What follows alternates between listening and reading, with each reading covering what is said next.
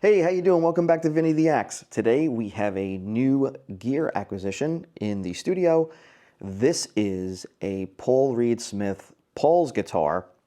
This is the USA one, and I'm going to go over some of the specs real quick. I wound up acquiring this. I wasn't on the hunt for this at all. I wound up acquiring this guy through a trade, a gear trade. The gentleman that was super nice had this, and we swapped some gear, and here it is. Now, this guitar has a really nice finish on it, and I think they call this whale blue or faded whale blue. I'm not exactly sure. I like to call it faded denim because I think that's kind of what I'm used to seeing or calling this kind of finish. This guitar is a 25 scale, so it's in between your Gibson and your Fender scale lengths. Yeah, so if you're coming from the Fender camp, this will play a little bit more slinky. I think with the gauge that you're used to, has a nice, really cool wraparound bridge. It has 22 jumbo frets. It has a Honduras rosewood fretboard, gloss paint on the back. It is a mahogany body, mahogany neck, maple cap.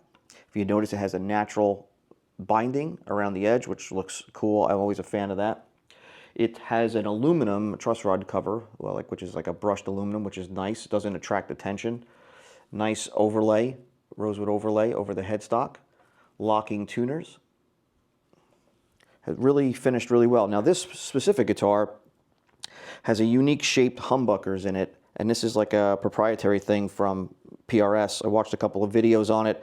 So what you have is a three-way switch, one volume, one tone, and you have two kind of coil taps or coil splits. They're neither.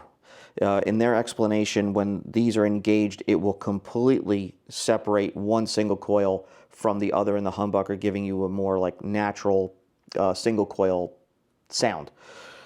I've tried it. It sounds pretty good. Would I put it up against, my Strat with 3 single coils in it? I don't know.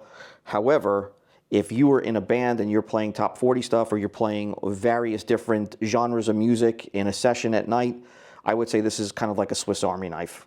You can get any kind of sound you want out of it, and you probably wouldn't be left wanting. The only thing is do you want to bring something this expensive out to a gig? I don't know. It all depends on how you look at it.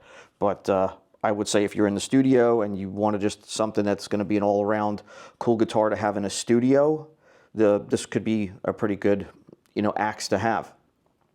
Anyway, I really do like the finish. I think it's really cool. The guitar is a 9.9 out of condition when I got it. Has one little micro chip here. This is a nitrocellulose finish, so it's super thin, and I'll probably just touch that up. It's not a big deal. But yeah, I don't know. I don't know if I'm going to keep it.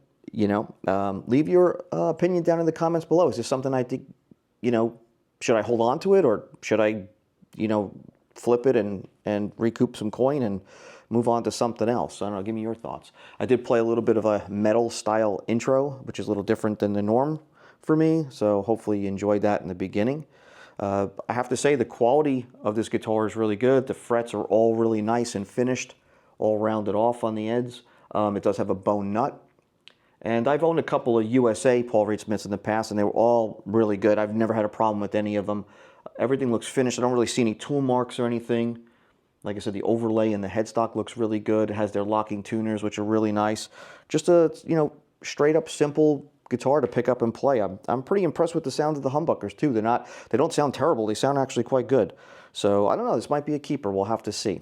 I'm still playing the Nags, and I'm really enjoying the Nags double humbucker guitar and having a blast with that. So, but we'll see how this turns out. I mean, it doesn't have the original strap buttons. I noticed it has the Dunlop strap locks, which is perfect because I have a strap set up for that. So I just clicked it on and was able to do a little bit of recording with it, so it's not too bad. Anyway, let me know what you think about this guy. If you've had any experience with one of these, good or bad. And please stay tuned for more episodes of Vinny the Axe. Please hit the subscribe button. I really could use it. It really will elevate the channel. It doesn't take much. Just click it and we're good to go. Give it a thumbs up if you really enjoy the content, and I'm going to keep pushing stuff out. Anyway, I hope you're having a great time. Hope everybody's good. Take it easy.